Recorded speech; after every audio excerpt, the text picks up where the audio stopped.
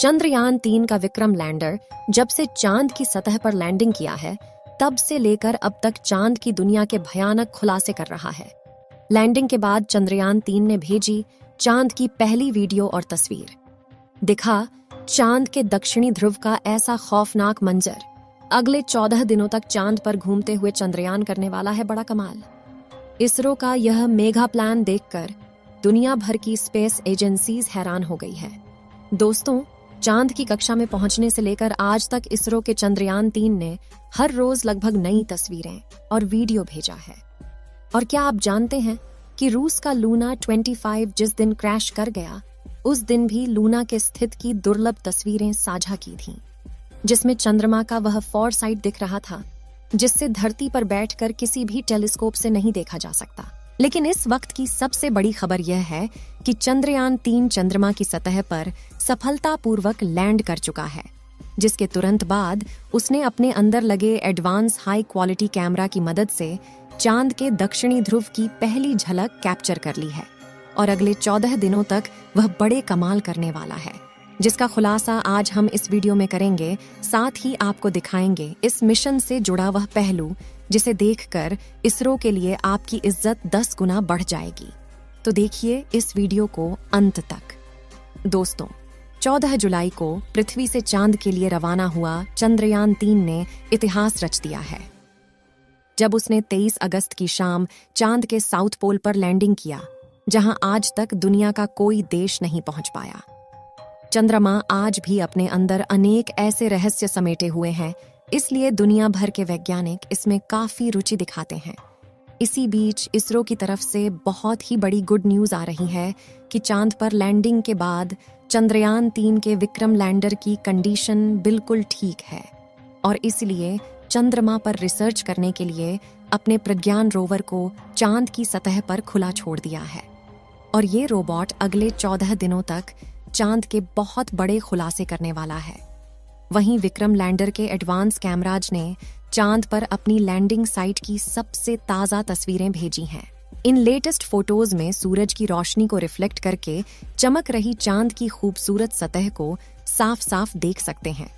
साथ ही यह भी देख सकते हैं कि चांद की सतह कितनी ज्यादा ऊबड़ खाबड़ है, जिसका यह हाल लंबे समय तक उल्का पिंडों की बारिश की वजह से हुआ है। वहीं लैंडिंग से ठीक पहले विक्रम लैंडर पर लगे लैंडर पोजीशन डिटेक्शन कैमरों ने चांद की कई कमाल की फोटोज खींची थीं। और इसरो द्वारा शेयर की गई इन तस्वीरों में आपको कुछ नाम लिखकर दिखाई दे रहे होंगे, क्योंकि चंद्रमा पर मौजूद बड़े बड़े इम्प्लांट फ्लैट है, जो यहाँ से तो हमें केवल कद्दू की तरह दिखाई दे रहे हैं। लेकिन चौंकाने वाली बात यह है कि इन्हीं रहस्यमय गड्ढों के नीचे 1-2 किलोग्राम नहीं, बल्कि पूरे 10 करोड़ टन पानी मौजूद हो सकता है और कई बेशकीमती खनिजों का भंडार हो सकता है, जिसका रिसर्च करने के लिए विक्रम ने अपने प्रज्ञान रोवर को रवाना कर दिया है।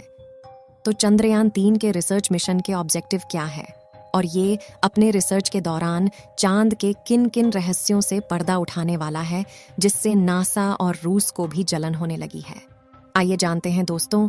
विक्रम लैंडर पर कोई चार्ज नहीं लगेगा, यानी कि लैंडिंग के बाद अब वो अपनी जगह पर खड़ा होकर चंद्रमा पर सर्च करेगा, जिससे यह चांद के पतले वातावरण के अंदर मौजूद प्लाज्मा पार्टिकल जारी करेगा।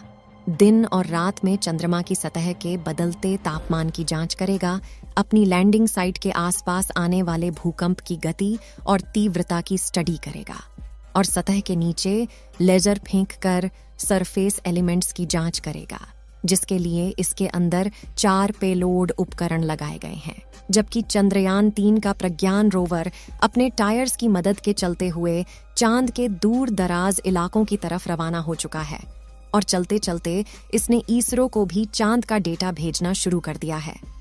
आपको बता दें कि प्रज्ञान रोवर में लेजर इंडक्टेड ब्रेकडाउन स्पेक्ट्रोमीटर और अल्फा पार्टिकल एक्सरे स्पेक्ट्रोमीटर जैसे 2 पेलोड उपकरण लगाए गए हैं, जो कि लेजर की मदद से चांद की सतह के अंदर तक जाएंगे और सतह के नीचे मौजूद पानी का पता लगाएंगे।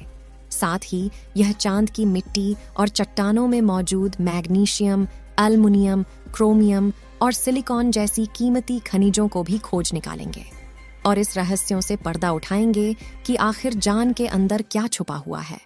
यानी अगर अपने इस मिशन में विक्रम लैंडर और प्रज्ञान रोवर ने चांद पर किसी कीमती खनिज या पानी का भंडार खोज लिया तो यह इतना बड़ा कामयाबी होगा कि भविष्य में जब भी चांद का नाम लिया जाएगा तो इसके साथ ही इसरो और भारत का नाम भी जोड़ा जाएगा।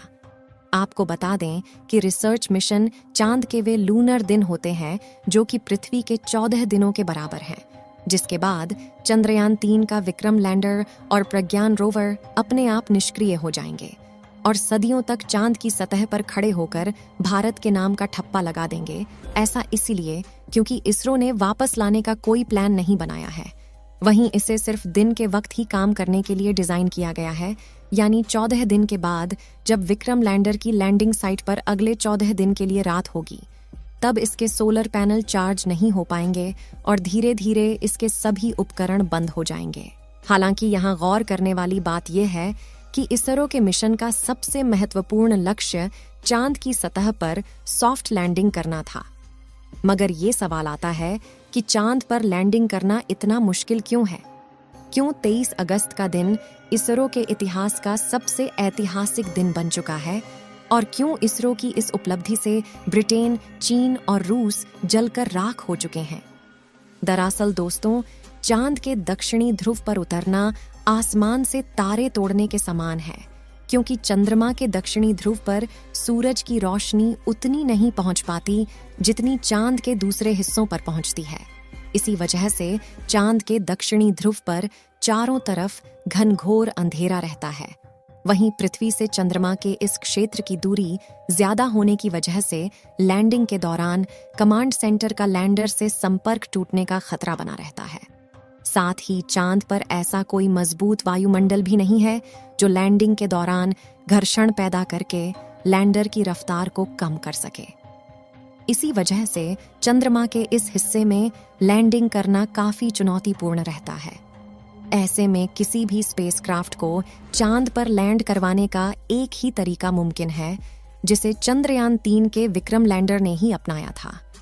इस तरीके में लैंडर को चांद की सबसे छोटी ऑर्बिट में अपनी न्यूनतम ऊंचाई वाले बिंदु तक ले जाया जाता है, जो कि 20 से 30 किलोमीटर के बीच होता है, जिसके बाद लैंडर अपनी कक्षा छोड़कर चांद की सतह पर उतरने के लिए रवाना होता है और नीचे पहुंचने के दौरान अपने थ्रस्टर्स का इस्तेमाल करना शुरू कर देता है, जो विपरीत दिशा में फोर्स लगाकर इंजन ब्रेकिंग का सहारा लेते हुए स्पेसक्राफ्ट की रफ्तार कम करते हैं। रफ्तार को कम करने के बाद लैंडर के सामने जो अगली चुनौती आती है वह होती है चांद की धूल। इसी बात से आप यह अंदाजा लगा सकते हैं कि आखिर चंद्रमा पर लैंडिंग करना कितना मुश्किल है और इसरो के चंद्रयान 3 ने कितना बड़ा कमाल कर दिखाया है। और इस मिशन से इसरो ने वो कर दिखाया जो नासा और रूस जैसे बड़े देश भी नहीं कर पाए हैं। जबकि रूस तो चंद्रयान 3 से आगे निकलने की हड़बड़ी में एक हफ्ते पहले ही अपने लूना 25 मिशन में बुरी तरह से फेल हो चुका है। यानी भारत ने अमेरिका और रूस जैसे बड़े देशों को भी पछाड़ दिया है और पाकिस्तान तो अगले 100 सालों में भी स्पेस रिसर्च की फील्ड में भारत के आसपास तक नहीं पहुंच पाएगा। दोस्तों, आपको क्या लगता है, चंद्रयान 3 चांद पर पानी की तलाश कर पाएगा या नहीं? अपनी राय कमेंट में जरूर बताएं। इस वीडियो को एक लाइक जरूर करें और अपने मित्रों तक इस वीडियो को शेयर करें ताकि उन्हें भी जानकारी मिल सके। और भी नॉलेजेबल वीडियो के लिए अपने भरोसेमंद चैनल को सब्सक्राइब जरूर करें और बेल आइकन को ऑल पर सिलेक्ट करना बिल्कुल ना भूलें। मिलते हैं किसी और नॉलेजेबल वीडियो के साथ। वीडियो को अंत तक देखने के लिए धन्यवाद।